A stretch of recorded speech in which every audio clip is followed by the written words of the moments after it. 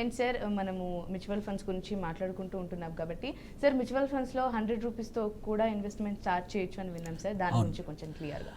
అవును, mutual funds ఒకటి ఏంటంటే అందరి కోసం, అంటే అన్ని రకాల ఇన్వెస్టర్లకు కూడా ఆప్షన్స్ ఉన్నాయన్నమాట. అండ్ చిన్న అమౌంట్, ఇప్పుడు చాలా యాప్స్ వచ్చాయి, 100 రూపాయల ఎస్ఐపి కూడా స్టార్ట్ చేయొచ్చు, 500 రూపీస్తో కూడా మొదలుపెట్టవచ్చు చిన్న అమౌంట్తో. అండ్ ఎంత పెద్ద అమౌంట్ అయినా ఇన్వెస్ట్ చేయొచ్చు, ఎటువంటి లిమిట్స్ ఏమీ లేవు. అండ్ అన్ని రకాల ఇన్వెస్టర్స్ ఎవరైతే కన్జర్వేటివ్గా ఎక్కువ రిస్క్ తీసుకునే వాళ్ళ కోసం డెట్ ఫండ్స్ ఉన్నాయి, కొంచెం మోడరేట్ రిస్క్ తీసుకునే వాళ్ళకి హైబ్రిడ్ ఫండ్స్ ఉన్నాయి. అండ్ ఈక్విటీలో కూడా రకరకాల రిస్క్ ప్రొఫైల్, ఎన్ని రోజులు నువ్వు ఇన్వెస్ట్ చేద్దాం అనుకుంటున్నావో దానికి తగ్గట్టు లార్జ్ క్యాప్ నుంచి స్మాల్ క్యాప్ వరకు డిఫరెంట్ రిస్క్ ప్రొఫైల్ తగ్గట్టు నీకు లాంగ్ టర్మ్ అయితే కొన్ని రకాల ఫండ్స్ ఉన్నాయి. అండ్ మీకు సపోజ్ మల్టీ క్యాప్ అవసరం లేదు, నేను ఒక ఇండస్ట్రీ, నేను ఎగ్జాంపుల్ ఈ సార్ అడిగినట్టు, శ్రీధర్ గారు అడిగినట్టు ఫార్మా అనుకోండి, ఫార్మా ఏ కంపెనీస్ చూస్ చేయడం కన్నా ఫార్మా ఫండ్స్ ఉన్నాయి, అట్లా ఐటీ ఫండ్స్ ఉన్నాయి. సో మ్యూచువల్ ఫండ్లో అన్ని రకాల ఆప్షన్స్ ఉన్నాయి. ఇప్పుడు యాప్స్ కూడా వచ్చాయి, ఈజీగా ఇన్వెస్ట్ చేయొచ్చు. మీకు డౌట్ ఉంటే అడ్వైజర్స్ సజెషన్ కూడా చేస్తూ ఉంటారు. కానీ ఒక ఇంపార్టెంట్ థింగ్ ఏంటంటే, ఎస్పెషల్లీ మ్యూచువల్ ఫండ్స్ కన్నా కూడా ఈ మంత్ అక్టోబర్ వచ్చేసి ఐపీఓ మంత్ అనుకోవచ్చు. ఎందుకంటే నేను ఆల్రెడీ ఒక 11 కంపెనీలు, ఎస్ఎంఈలోనే 11 కంపెనీలు స్టార్ట్ చేశాయి, ఐపీఓకి వచ్చాయి. అండ్ 5 కంపెనీస్ ఎస్ఎంఈ మన మెయిన్ బోర్డుకి కూడా వచ్చాయి. అండ్ ఆల్రెడీ ఈ మంత్ ఆల్రెడీ ఎల్జీ ఈ అక్టోబర్ ఫస్ట్ వీక్లో 5th నుంచి 6th నుంచి ఐపీఓకి వస్తోంది. One of the huge IPO, 12,000 కోట్ల ఐపీఓ. టాటా క్యాపిటల్ వస్తోంది. So quite a few companies రాబోతూ ఉన్నాయి. ఇన్వెస్టర్స్కి ఏంటంటే ఇప్పుడు ఎగ్జిస్టింగ్ సెకండరీ మార్కెటే కాదు, ప్రైమరీ మార్కెట్లో కూడా ఇప్పుడు చాలా ఆప్షన్స్ ఉన్నాయి. నియర్లీ ఒక 25-30 కంపెనీలు ఈ మంత్ లిస్టింగ్కి రాబోతూ ఉన్నాయి.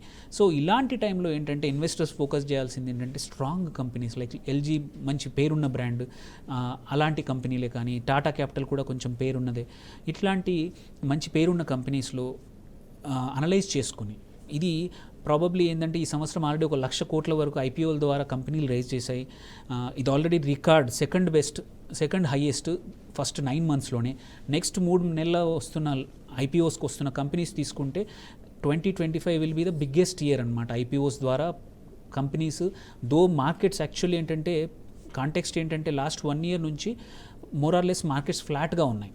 లాస్ట్ సెప్టెంబర్ నుంచి ఇవాళ వరకు పెద్దగా పెరగలేదు, జస్ట్ నంబర్ తీసుకుంటే ఇండెక్స్ నంబర్. అయినా కానీ 1,00,000 కోట్ల ఐపీఓలు వచ్చాయి ఈ సంవత్సరం సోఫార్, అండ్ ఇంకా రాబోతున్నాయి. సో ఇన్వెస్టర్స్ వాటి మీద ఫోకస్ చేసి కొంచెం మంచి స్ట్రాంగ్ బ్యాలెన్స్ షీట్స్, మంచి కంపెనీస్ మాత్రం ఇన్వెస్ట్ చేయాల్సిన అవసరం ఉంది. ఏది దొరికితే అది ప్రతి కంపెనీకి చేయకండి. ఇవాళ ఈవెన్ ఎగ్జాంపుల్ హైదరాబాద్ కంపెనీస్ కూడా మంచి కొన్ని కంపెనీస్ వచ్చాయి. చీరహరిత్ లిమిటెడ్ అని నిన్న స్టార్ట్ అయింది, ఫార్మింగ్ అగ్రికల్చర్లో అటువైపు ఉంది. సో అట్లా చాలా కంపెనీస్ ఉన్నాయి ఎస్ఎంఈలో. కొంచెం స్ట్రాంగ్గా ఫైనాన్షియల్స్ ఉన్నాయి, చెక్ చేసుకొని మాత్రం చేయండి. తొందరపడి ప్రతి ఐపీఓకి అప్లై చేసుకొని జస్ట్ బికాజ్ అది వస్తోంది, నాకు అలాట్ అవుతే నాకు బాగా వస్తుందనే ఆశ మాత్రం తప్పు. కొంచెం స్ట్రాంగ్గా చూడండి, ఎందుకంటే ఈ సీజన్ అది. ఓకే సార్, మరొక కాలర్ వెయిట్ చేస్తున్నారు, సీతారామయ్య ఫ్రమ్ విజయవాడ. నమస్కారం సీతారామయ్య గారు. నమస్తే అండి. టాటా ఇన్వెస్ట్మెంట్ కార్పొరేషన్ బాగా పెరుగుతోంది. కారణాలు చెప్తారండి? Which one sir?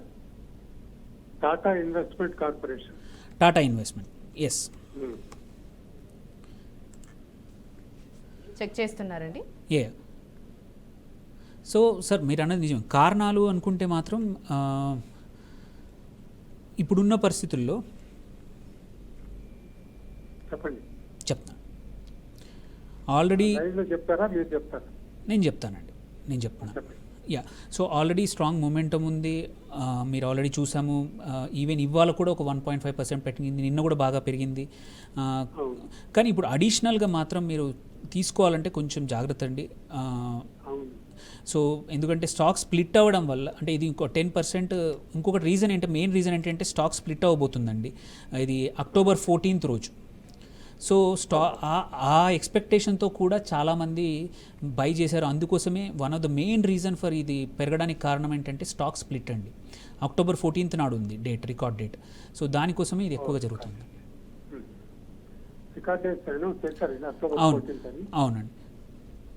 సో ఇప్పుడు 10 రూపాయలు నడుస్తూ ఉంది ఫేస్ వాల్యూ, దాన్ని 10 షేర్స్గా రాబోతూ ఉన్నాయి. సో యూజువల్లీ ఏంటంటే మనం ఎప్పుడైనా సరే స్టాక్ స్ప్లిట్ అయినప్పుడు, ఈవెన్ ఇంతకుముందు ఐటీసీ కానీ మేజర్ అదర్ స్టాక్స్ కూడా స్ప్లిట్ అయ్యే ముందు ఇలాగే జరుగుతుంది. సో అంటే అది ఎంత లాజికో తెలీదు, బట్ ఇన్వెస్టర్ సైకాలజీ ఏంటంటే నంబర్ ఆఫ్ షేర్స్ పెరుగుతాయి కాబట్టి ఇప్పుడు కొంటే అదే రేంజ్లో పెరుగుతుంది అనిపిస్తుంది, కానీ అందుకోసమే జరుగుతుంది తప్ప అదర్వైజ్ ఫండమెంటల్గా అంత పెద్ద వేరే చేంజెస్ అయితే ఏమీ లేవండి. ఓకే. రైట్, థ్యాంక్ యూ శ్రీతారత్నం గారు ఫర్ కాలింగ్ అండి. Thank you so much.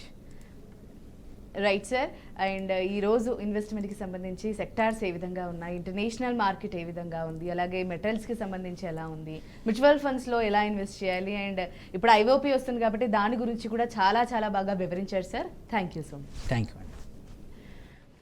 నమస్తే, బీఆర్కే న్యూస్ ప్రేక్షకులకు గుడ్ న్యూస్. స్టాక్ మార్కెట్లో కొత్త ట్రెండ్స్ ఏంటి? మ్యూచువల్ ఫండ్స్ లో ఇన్వెస్ట్ చేయాలా? బంగారం, వెండి, మెటల్స్ మార్కెట్ ఎలా కదులుతున్నాయి? ప్రముఖ సీనియర్ అనలిస్టులతో విశ్లేషణ, రోజువారీ మార్కెట్ అప్డేట్స్, మీ ఇన్వెస్ట్మెంట్స్ కి సరైన దారి తీసే చిట్కాలు అన్నీ ఒకే వేదికపై సోమవారం నుండి శుక్రవారం దాకా ఉదయం 11:30 మీ బీఆర్కే మార్కెట్ బస్ లో. తెలివైన ఇన్వెస్ట్మెంట్స్ కోసం సరైన సమాచారం కావాలంటే బీఆర్కే మార్కెట్ బస్ మిస్ అవ్వకండి.